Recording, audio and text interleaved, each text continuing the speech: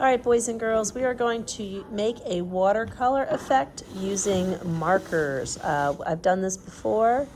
You will need water, a brush, just like if you had watercolors, but instead of watercolors, we're going to use markers. Now, I've already done this on this side of the of your artwork. You may want to choose a side to start with and let that side dry for a while. And you may not even want to use it for the entire thing. So on this side, and I'm not using any brown or black as far as my markers go, I'm sticking with bright colors.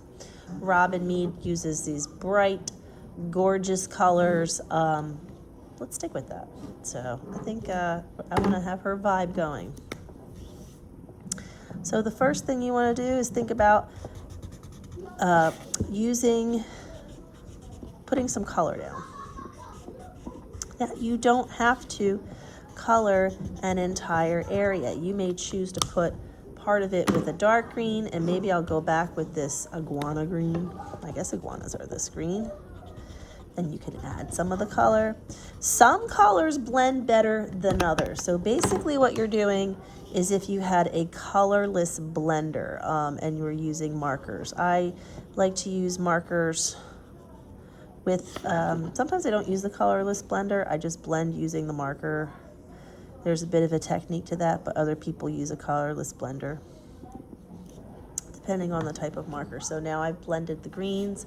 That gives a very different look, and then I can go back and I can make, like I said, you don't have to use the water on the entire piece of artwork. You could blend part of it.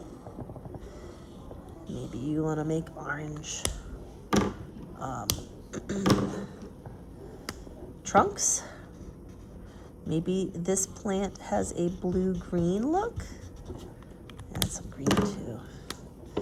Do the blending thing. See, like even if you just have the markers go over each other, if you do that, clean your marker. Otherwise the marker tip gets dirty. Clean that off with a clean sheet of paper.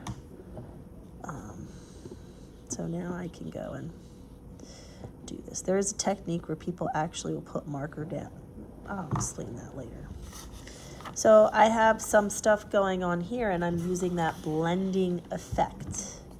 Maybe there's another tree in the background, and maybe it blends to, I don't know, whatever color you want. Whatever. And think about it. If you have a purple and blue in the background, and maybe this is the green in the foreground, perhaps you want to think about different colors for your other areas. So maybe I'm going to do some yellow around this. I don't know. It's something you got to think about. What colors do you want where? I'll put some yellow in here.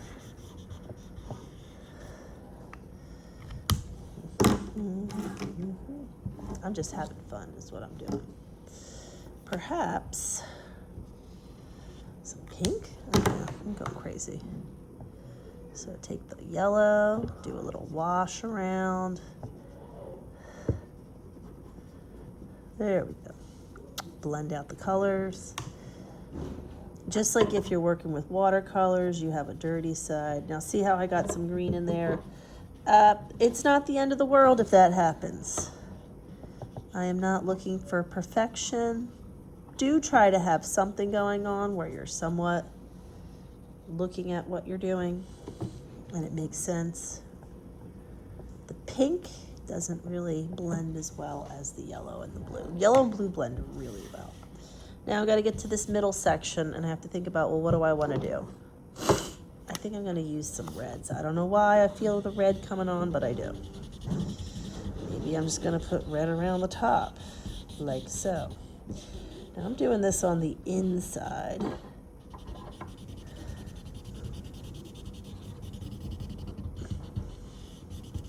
And notice that I use the side of my marker. Take your time.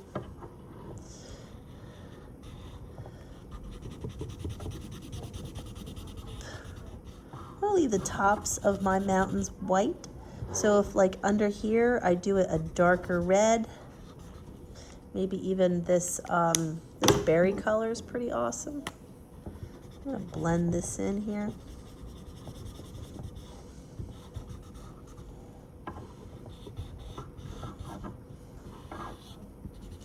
More colors. There. So that kind of makes the little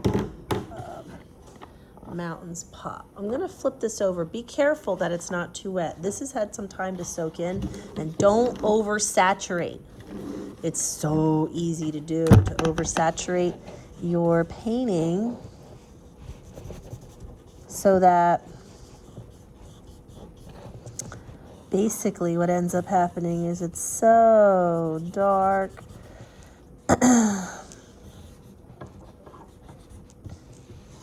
Not dark, but so wet that like you'll make holes in it. Don't do that. So notice I didn't even use any water on this middle piece. You do not need to use water on the whole thing. You should pick and choose. You might only want to do one section. And another thing that's really important to know, somebody's not listening and they're going to do this wrong. Don't try to dip the marker in the water. That's about as useful as it's not useful. So here we go. Here is my finished piece. Look at those colors. With any luck, it'll stand up. There we go. I just took my camera off the stand.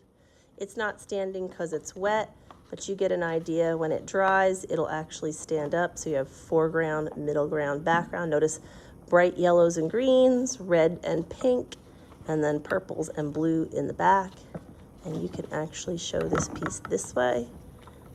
Be careful you don't fold it too early. So this has got to go on the drying rack before you fold it. Don't fold your paper up. I'm doing this just for the purpose of demonstrating for you. Take your time, do a nice job, use nice bright colors. Robin Mead, can't wait to see your work.